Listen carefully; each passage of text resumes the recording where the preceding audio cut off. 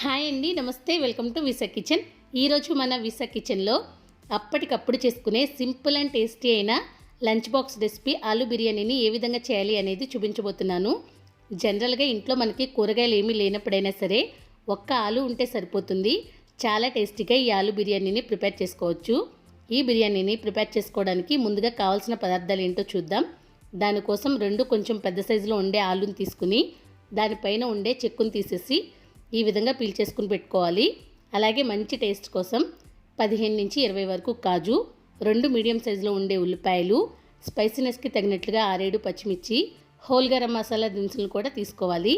మంచి ఫ్లేవర్ కోసం 1/2 table spoon వరకు షాజీరా, 1.5 టేబుల్ స్పూన్ వరకు టేస్ట్ కోసం నెయ్యి, అలాగే అప్పటికప్పుడు ఫ్రెష్గా చేసుకున్న అల్లం వెల్లుల్లి paste 1 table spoon, 1 table spoon వరకు గరం మసాలా, 1/2 కప్ వరకు శుభ్రం చేసి కట్ చేసి పెట్టుకున్న కొత్తిమీర, 1/2 కప్ వరకు పుదీనాను కూడా తీసుకోవాలి.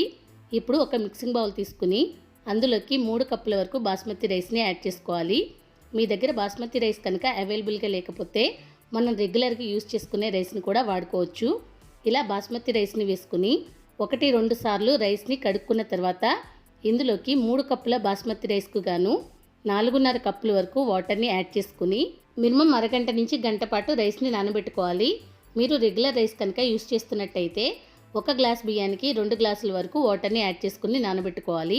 ఇప్పుడు ఆలూ బిర్యానీని ప్రిపేర్ చేయడానికి స్టవ్ ఆన్ చేసి ప్రెషర్ కుక్కర్ పెట్టుకుని ఇందులోకి ముందుగా మనం తీసుకున్న నెయ్యి, అలాగే 1 టేబుల్ స్పూన్ వరకు ఆయిల్ని వేసుకుని ఆయిల్ బాగా హీట్ అయిన తర్వాత మంటను మీడియం ఫ్లేమ్లోకి అడ్జస్ట్ చేసుకుని ఇందులోకి ముందుగా మనం తీసుకున్న హోల్ గరం మసాలా దినుసుల్ని యాడ్ చేసుకోవాలి.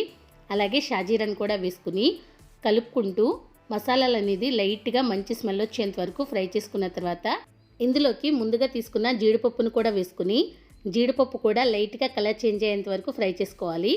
ఇలా ఫ్రై చేసుకున్న తర్వాత ఇందులోకి మనం తీసుకున్న ఉల్లిపాయల్ని కొంచెం పెద్ద ముక్కలుగా కట్ చేసుకుని వేసుకోవాలి.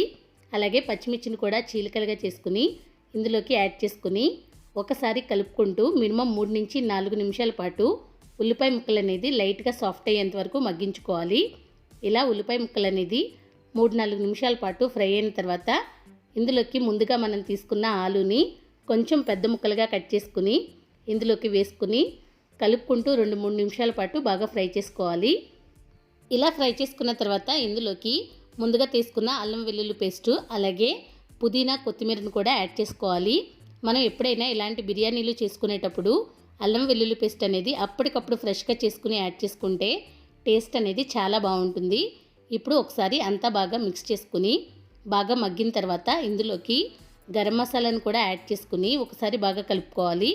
మీరు ఈ బిర్యానీని ఎలాంటి కాంబినేషన్ లేకుండా డైరెక్ట్గానే తినేయాలి, అలాగే స్పైసీగా ఉండాలి అనుకుంటే ఇదే కన్సిస్టెన్సీలో 1 టీ స్పూన్ వరకు కారాన్ని కూడా యాడ్ చేసుకోండి. టేస్ట్ అనేది బాగుంటుంది.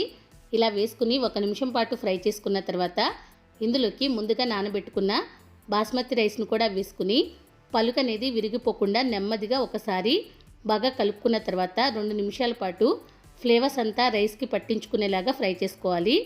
ఇలా రైస్ని కొంచెం సేపు ఫ్రై చేసుకున్న తర్వాత వాటర్ని యాడ్ చేసుకుని ఇందులోకి టేస్ట్కి సరిపడగా సాల్ట్ని 1.5 టీ స్పూన్ వరకు లేదా మీ టేస్ట్కి తగ్గట్టుగా అడ్జస్ట్ చేసుకుని వేసుకోండి.